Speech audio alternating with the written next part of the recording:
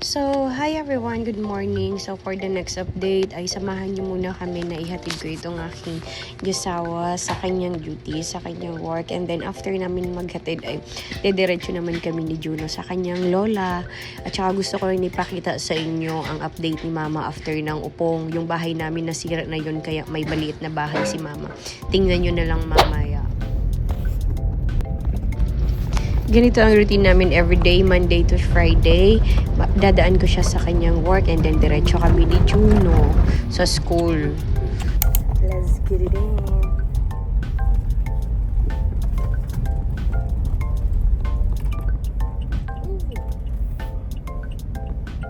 Bye. Bye pa lang. Bye-bye. Ingat.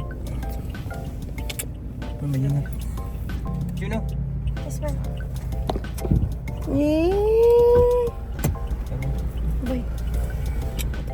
Bye-bye. Bye.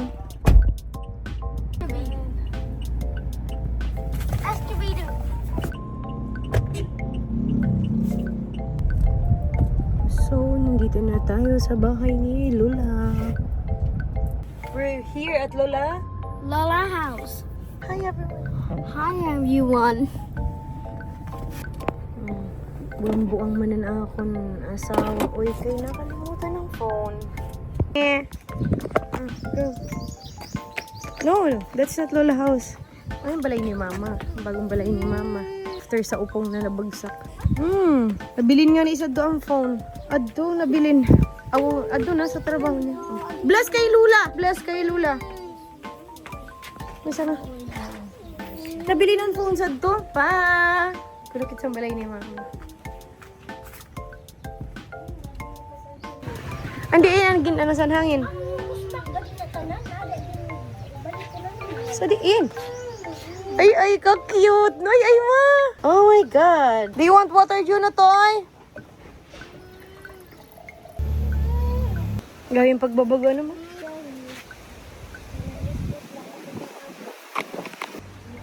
Pasuko na ito ng balay ni Mother.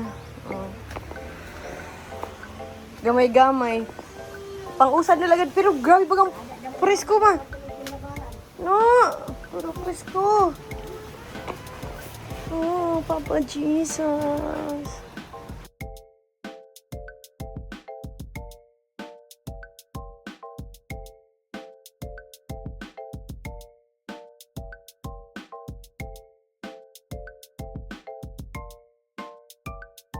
Bless. Bless kay Lulay.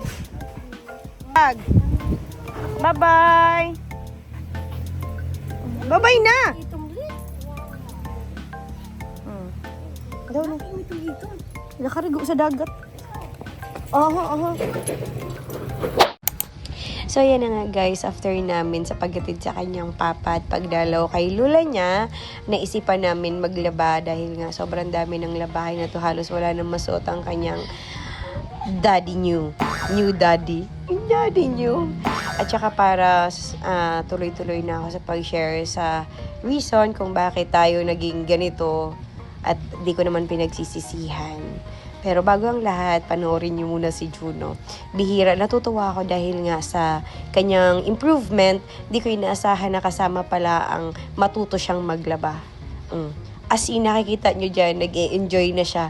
Lahat na, marami yan lahat na ng labahin na shirt, hindi short ha, shirt. Nag-enjoy siya na magbasa ba. That's all. So yun nga, minadali ko na naglagay lang ako ng mga clips. After nga ng pagdalaw namin kay Mama at pagpapakita ako ng konting improvement ni Juno, ngayon mag-share ako sa inyo kung ano nga ba talaga ang nangyari. Okay, nauunawaan ko kayo kung ang iba sa inyo ay galit. Hindi ako maintindihan sa sitwasyon ko. Okay lang yan sa akin, tanggap ko. Kasi para sa akin, valid ang reason nyo lahat kasi naging bahagi kayo ng journey namin ni Park sa YouTube na sasabi nyo talaga na mabait si Park. At yes, aaminin ko sobrang bait talaga ni Park. Super good na asawa ni Park pagdating sa financial. Kaso nga lang ako, nakikita nyo naman siguro sa mga vlog ko na may pagkakaiba talaga ang mga foreigner, ang Korean husband or lalaki ba, mga kalalakihan kaysa sa Pinoy. Ako siguro, umabot sa point na parang hindi ko na-feel ang my partner sa life. Yes, financially. Ayoko magsalita ng bad comment kay Park kasi hindi niya deserve. Hindi niya ako deserve. Nag-cheat po ako kay Park. Pero itong partner ko ngayon ay hindi siya ang reason. Parang nag-cheat, nagkaalaman, nagkabulgaran. Tapos, ang ginawa ako, naghiwalay kami ng taong yun. Estudyante. Tsaka naman dumating itong new partner ko. Actually, wala siya sa kwento.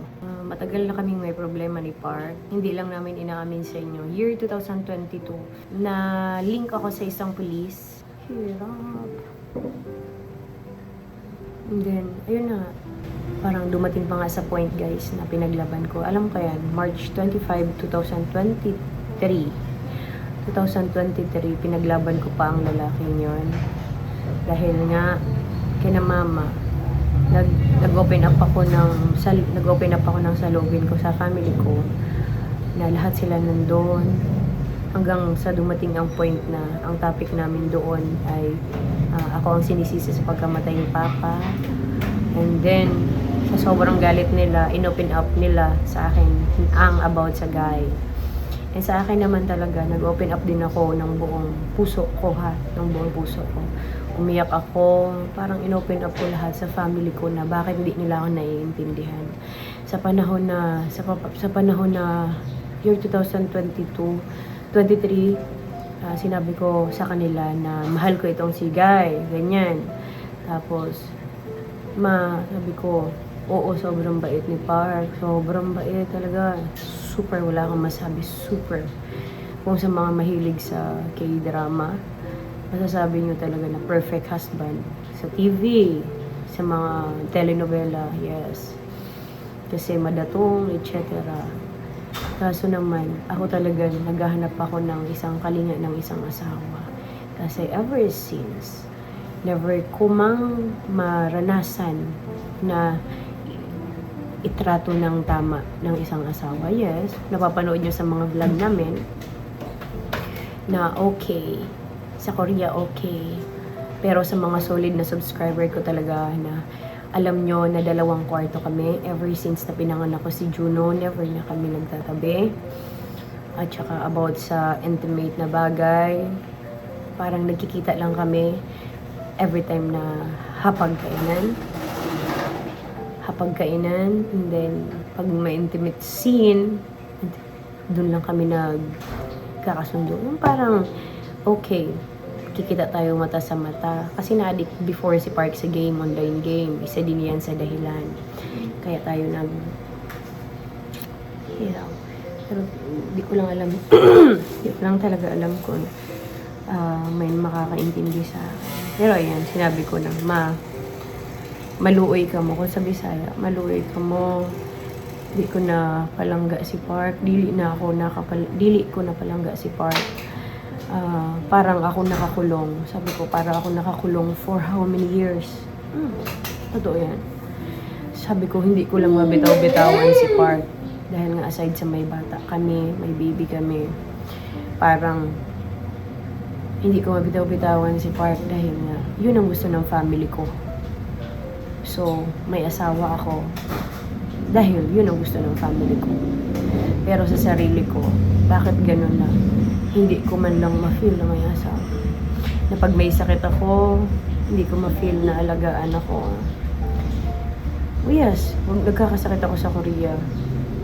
Sasabihin niya lang, take your medicine.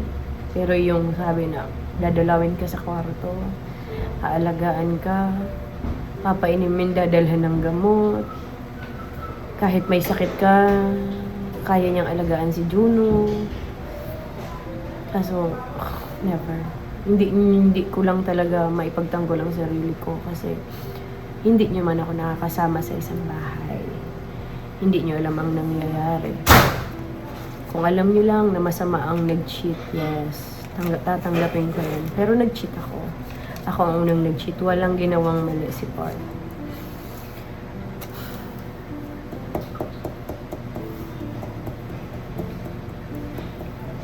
Ngayon, until now, mabisa ka? Mabisa ka? Hindi, nag-vlog ako.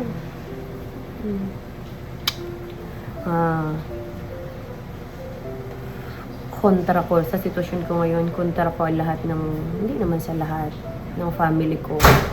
Kapatid na pinahaya ako sa Facebook.